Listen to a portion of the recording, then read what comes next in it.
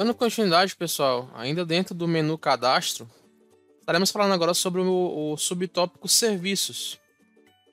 Onde nesse subtópico temos várias opções a serem que podem ser configuradas na nossa central. O primeiro que nós já de cara nos deparamos é com a tela de serviços bloqueio, onde é possível realizar o bloqueio de determinados números específicos que porventura estejam ligando para a sua central, ou números que você não deseja que sejam feitas ligações para esse número, ou ambos os fluxos, tanto entrante como sainte. Então você pode fazer uma importação de uma lista de números spams que você não quer nem receber ou nem fazer, ou apenas um dos dois, ou adicioná-los manualmente cada um aqui na tela de bloqueio. Então você vai dizer qual é o tipo de bloqueio, se é um bloqueio global ou apenas para algum ramal específico, qual que é o fluxo, se é um fluxo de entrada, saída ou ambos. Vai dizer qual que é o número que você quer bloquear e uma breve descrição para detalhar, para a título de informação na interface web. Tá? Temos aqui na sequência a opção do callback, só para nós conceituarmos aqui o que seria o callback, certo? O callback é um serviço utilizado, como o próprio nome já sugere, quando passamos o mouse por cima da aba, seria um retorno de chamada. Só que aqui o callback ele não é aquela rediscagem de abandono, digamos assim, que é quando o cliente vem até a tua operação, vai até a fila de espera, por exemplo, e aguardou X minutos e não quis continuar ali na fila de espera e gerou o abandono. E aí, uma vez que esteja configurada a rediscagem de abandono, falaremos sobre isso logo mais à frente quando adentrarmos no módulo Call Center. Uma vez que a rediscagem de abandono estiver configurada, a central ela redisca automaticamente para o cliente. Já o callback ele é usado para uma outra estratégia. Digamos, por exemplo, que você tenha um tronco 0800.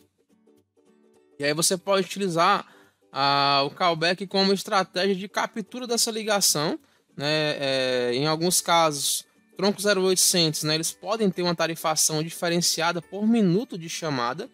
Então, não seria interessante, por exemplo, que o teu cliente passasse 2 ou 3 minutos consumindo ali a minutagem do teu tronco 0800 sem necessidade. Então, por exemplo, no 0800 o teu cliente ele entra no menu principal, na URA, digamos assim, ele vai ouvir um áudio informando que esse contato é da empresa X, agradece a ligação dele e informa que ele receberá um retorno em breve, através dos operadores de atendimento.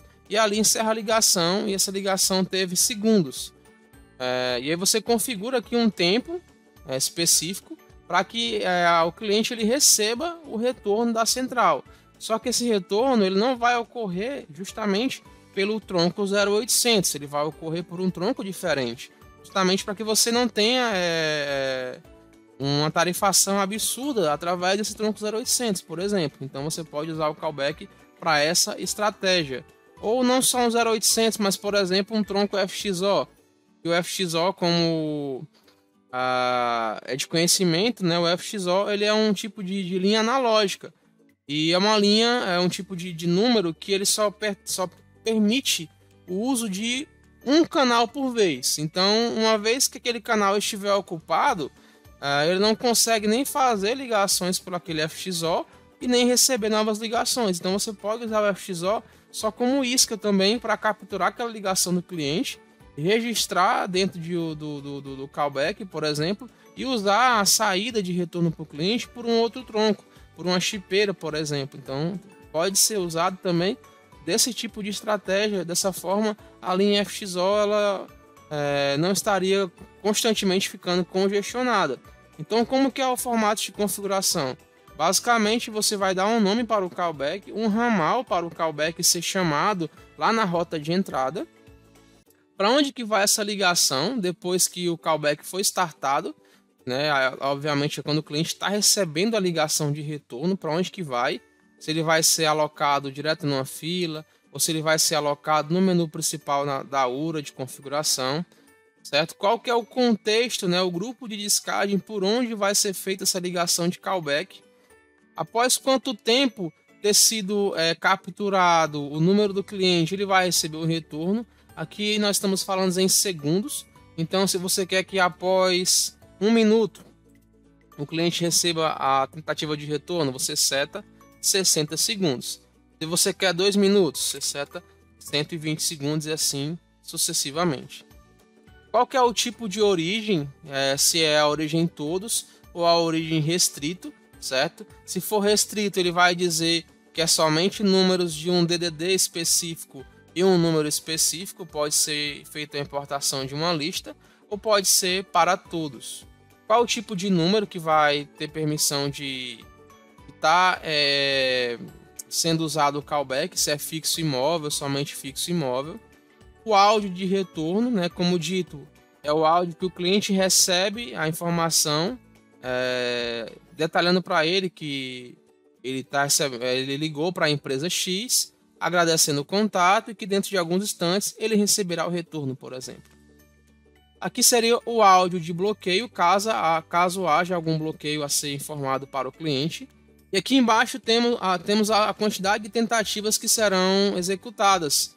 Aqui você seta a quantidade máxima, certo? Por padrão vem com 2 tentativas e o intervalo entre cada uma das tentativas aqui no caso é em minutos. Então, por exemplo, ele vai tentar uma vez, certo? Não conseguiu, ele vai aguardar 5 minutos e vai tentar uma segunda vez. Se ele não conseguir, ele não vai retornar mais para aquele cliente, né? Realocar ele no fluxo de atendimento através do callback. Então, basicamente, como funciona o callback. No menu de comandos, temos aqui os códigos de facilidade, como assim também são chamados dentro da central. Dentro deles podemos destacar aqui os mais utilizados, que é o código de transferência. Temos 2 tipos de transferência na central, que é a cega e a assistida. A transferência cega, como o nome é bem sugestivo, vai estar encaminhando direto a ligação que está na origem para o destino, sem realizar nenhum tipo de consulta. Só simplesmente encaminha com o código hashtag, né, o código daqui da cerquilha 2. E o transferência assistida, ele gera uma consulta no destino. Por exemplo, digamos que eu sou o ramal 1000 e estou com um cliente em linha, só que esse cliente precisa falar com o ramal 2000 para tratar de um assunto que já estava em andamento, ele quer o acesso direto àquele ramal, por exemplo. Então, eu antes de encaminhar esse cliente para o 2000, eu vou gerar uma consulta. Então, eu vou digitar no meu ramal o código *2 e o ramal 2000. O cliente que está comigo vai ficar ouvindo uma música de espera. Então, ele vai ficar ali aguardando enquanto eu gero essa consulta. Após ter sido autorizado lá pelo outro ramal, que eu posso de fato encaminhar o cliente, na minha linha eu encerro a ligação e esse cliente passa direto, né, após a consulta, obviamente, para o ramal de destino, certo? E aqui temos uma infinidade de outros códigos que podem ser executados e aí você pode posteriormente, né, verificar cada um deles, testar e ver qual que é o mais interessante para ser usado na operação. É possível também mudar o código para algum código que seja mais usual do seu dia a dia, caso você já utilizava de alguma outra forma, e pode ser adaptado de acordo com a tua necessidade. Na tela de conferência, temos a opção de criar salas de conferência, onde na sala de conferência eu consigo colocar mais de um ramal ao mesmo tempo falando com o cliente, por exemplo, né? Digamos que um ramal de um call center precisa tratar uma ligação onde precisa envolver um supervisor. Então é possível colocar aquele cliente na sala de conferência e ali ter uma conferência a 2, a 3 ou 4 pessoas, enfim.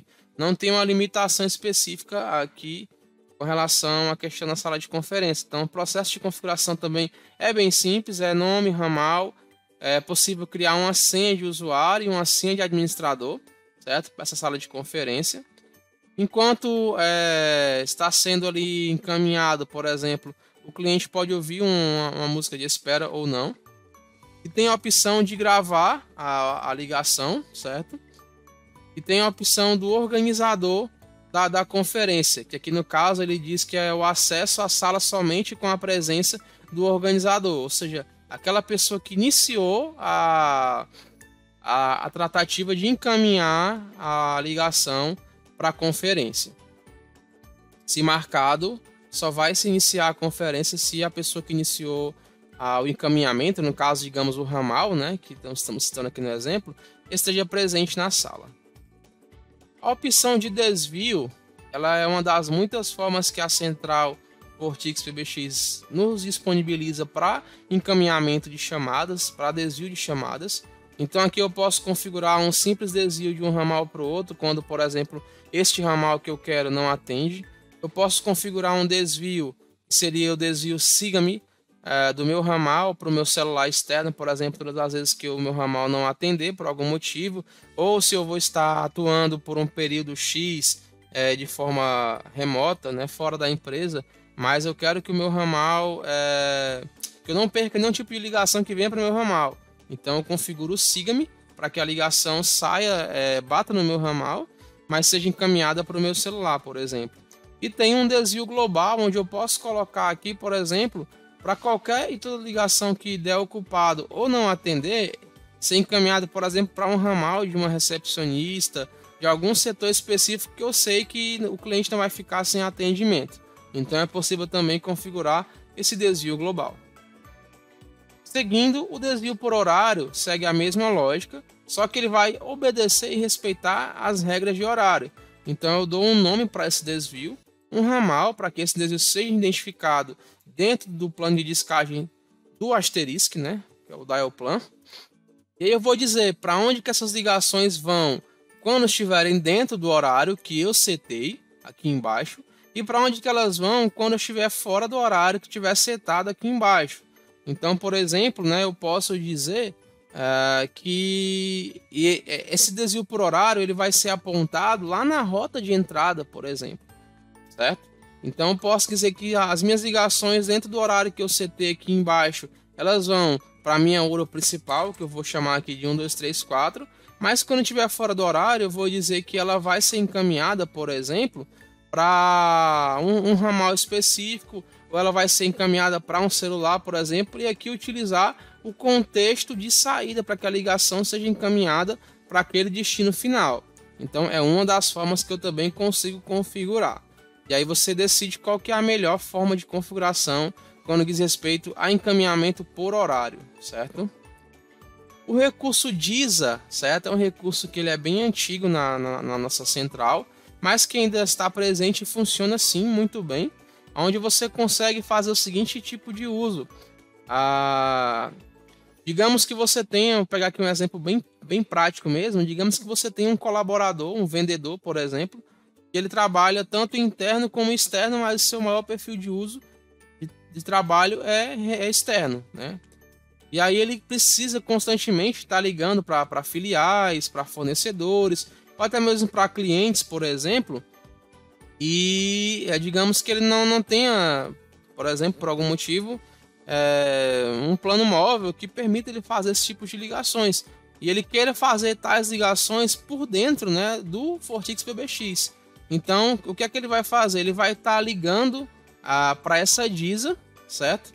E através dessa DISA, ele vai conseguir fazer ligações. Obviamente, depois que ele digitar uma senha para desbloquear, que é opcional, mas é importante porque gera uma camada a mais de segurança para desbloquear o recurso de que ele, com o telefone móvel dele, consiga fazer ligações através da central, certo? Então, no caso, é assim que funciona a DISA. Ela permite que um telefone externo que não tem nada a ver com a central Vortix possa realizar ligações por dentro do PABX, usando das rotas de saída, né, dos troncos de saída do PBX, certo? Falando aqui sobre discagem rápida, nós temos um recurso que é o recurso da URL, onde permite que você use essa URL para fazer o acionamento, por exemplo, do Click to Call. Essa URL pode ser colocada dentro do teu site, dentro de um CRM específico, para que possa ser feito o acionamento rápido de uma ligação. Então, dando aqui alguns exemplos práticos, por exemplo, dentro do teu site você pode, por exemplo, utilizar para fazer aquela fichinha de cadastro rápido do cliente, onde ele, ao terminar de preencher os dados como nome e número, ele recebe uma ligação da tua central, né? Geralmente usado muito para preenchimento comercial, quando o cliente quer um contato da empresa.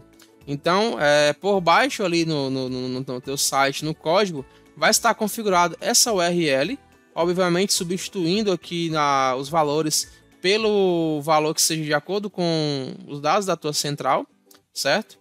A variável GKey, no caso aqui, seria a chave. Essa chave pode ser encontrada aqui na central. Cada PBX tem sua chave específica, aqui no caso meu de homologação, certo? Tem essa chave, mas a tua central tem a tua chave padronizada. Você pode colocar uma chave também default de acordo com o formato que você utiliza, certo? Essa variável já tem que estar preenchida dentro do teu ambiente, bem como o local para onde essa ligação vai ser encaminhada, onde seria na variável aqui GSRC, onde está aqui em negrito como ramal. Então você pode colocar aqui o ramal de uma fila, o ramal de uma URA ou um ramal direto mesmo, para que quando o cliente acionar lá no teu site, no teu ambiente, aquele botãozinho, né, para direcionar para que ele receba a ligação, essa variável destino vai ser alimentada com o número do cliente que fez lá o cadastro, e aqui em ramal vai ter o local para onde ele vai ser direcionado. E aí nesse caso o cliente vai receber a ligação. Esse é um dos exemplos, né, de uso que eu posso te passar no momento. Outra forma de uso também é dentro de um CRM, por exemplo, você pode configurar o Click to Call para, na tela de cadastro daquele cliente que você está acessando, por exemplo, ao invés de você precisar digitar manualmente no telefone IP ou no softphone, ou copiar e colar o número, você pode configurar isso dentro do teu ambiente para chamar essa URL e gerar um disparo de descagem rápida. Clicando apenas em um botão lá dentro do teu ambiente, ele vai acionar essa URL por baixo e fazer a requisição via HTTP. Tá? Basicamente como funciona. O subtópico aqui, fax, obviamente caso você faça uso de algum serviço de fax. O modo noturno, como citamos anteriormente na parte lá dos ramais, eu configuro, posso fazer uma ativação manual ou automática. Né? Eu digo aqui qual é o horário que inicia o modo noturno e que horas que é finalizado. Então, uma vez que eu configuro isso, as minhas ligações, quando estiverem dentro do horário que está ativado, elas vão ser encaminhadas para um local X, e no horário X que eu setei, elas vão ser desativadas e voltam para o fluxo normal de chegar até o ramal. Aqui tem a opção de configurarmos uma pesquisa de satisfação, certo? É importante também aqui conceituarmos e falarmos sobre a pesquisa.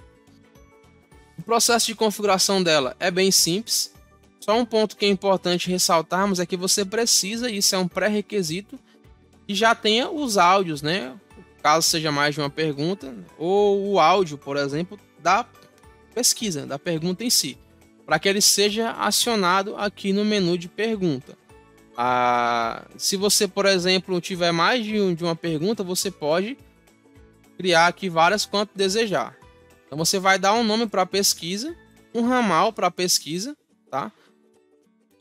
E aqui você vai fazer o apontamento do áudio que você fez a importação lá dentro da aba de playlist, como já citamos aqui em outro momento, o áudio MP3 ou áudio.wav, para que ele seja chamado aqui nesse menu.